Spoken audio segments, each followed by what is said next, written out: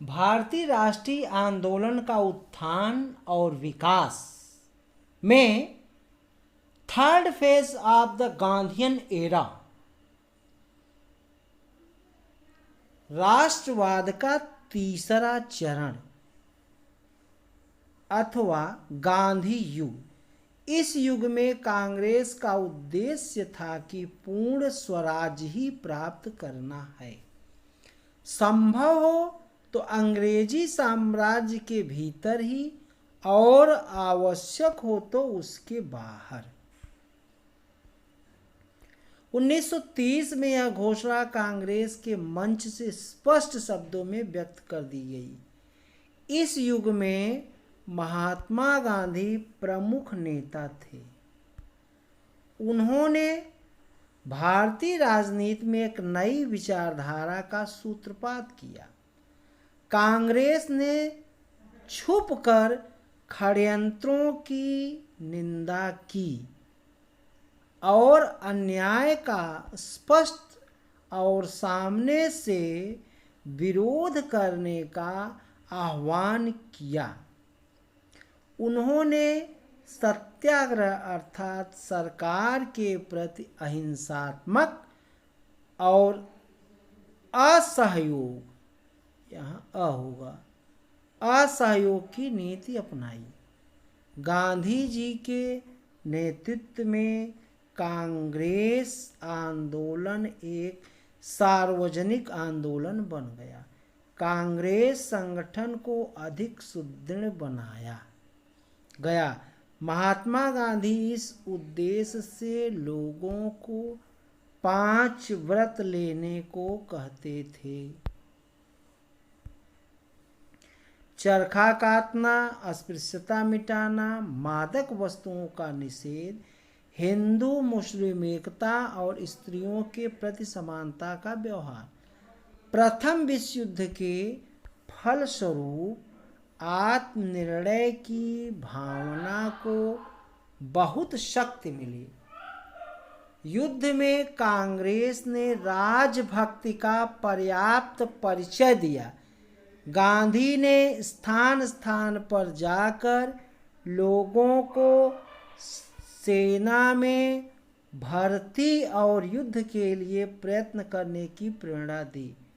लोग उन्हें सरकार का भर्ती करने वाला सार्जेंट के नाम से पुकारते। 1920 में कांग्रेस में अन्याय, सरकार से असहयोग करने का प्रस्ताव पारित किया। इसके अंतर्गत सरकारी उपाधियां छोड़नी थी। विधानसभाओं, न्यायालयों, शैक्षणिक संस्थाओं, विदेशी माल इत्यादि का त्याग करना था और अंत में कर भी नहीं देते थे।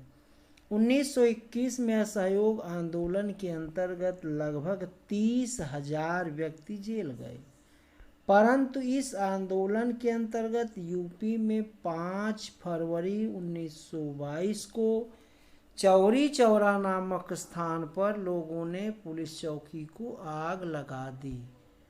अनेक व्यक्ति जला दिए गए। इसमें 22 पुलिस और 1 दरोगा, 23 लोग जो है जला दिए गए थे। महात्मा गांधी की नीतियों से असंतुष्ट होकर CR दास और पंडित नेहरू ने एक स्वराज, यहाँ पंडित नेहरू का मतलब मोतीलाल नेहरू, स्वराज दल का गठन किया। उनकी योजना यह थी कि विधान परिषदों के कार्य में आंतरिक रूप से रुकावट डाली जाए।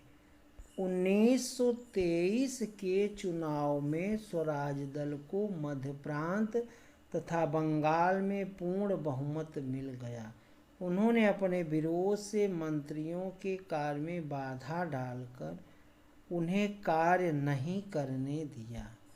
दिसंबर 1929 में कांग्रेस ने प्रस्ताव पारित किया जिसमें भारत में पूर्ण स्वतंत्रता प्राप्त करने का ध्येय निश्चित किया गया।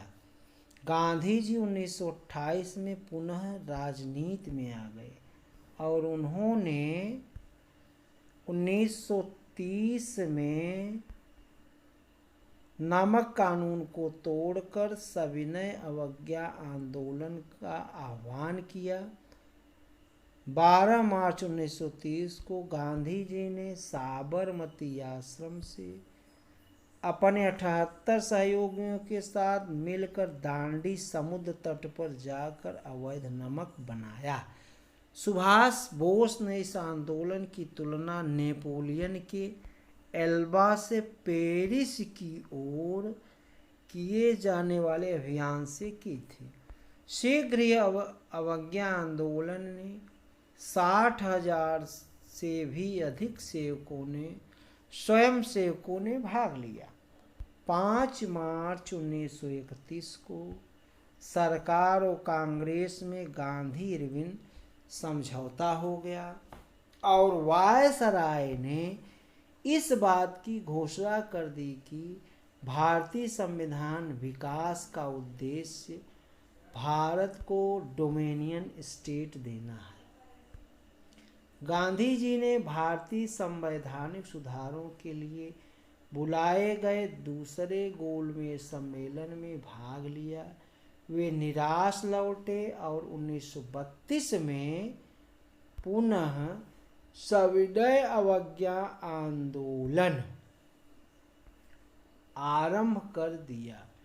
1933 में उन्होंने अपने आंदोलन की असफलता को स्वीकार किया और कांग्रेस की सदस्यता से त्यागपत्र दे दिया और अपने आप को सेवा तक सीमित कर लिया। सितंबर 1939 में द्वितीय विश्व युद्ध आरंभ हो गया। मित्र शक्तियों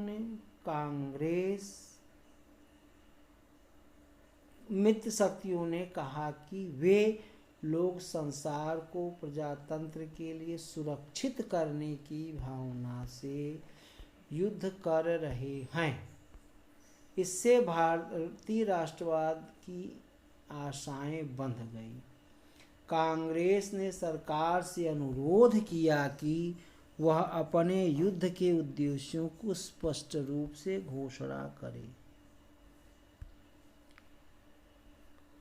अंग्रेज प्रधानमंत्री ने कहा कि उनका उद्देश्य आत्म परीक्षण है और एक अन्य मंत्री ने कहा कि हमारा उद्देश्य युद्ध जीतना है। सरकार की इन घोषणाओं से असंतुष्ट होकर कांग्रेस मंत्रिमंडलों ने अक्टूबर 1939 में त्यागपत्र दे दिया। अगस्त 1940 में वायसराय ने सुप्रसिद्ध अगस्त प्रस्ताव प्रस्तुत किया। इसमें वायसराय की कार्यकारिणी को प्रसारित करने का सुझाव दिया ताकि एक युद्ध मंत्रणा परिषद बना दी जाए। इसका तात्पर्य भारतीयों को युद्ध के कार्य में लाना था। आज यहीं तक। धन्यवाद। वीडियो को लाइक, शेयर एवं सब्सक्राइब करें। धन्यवाद।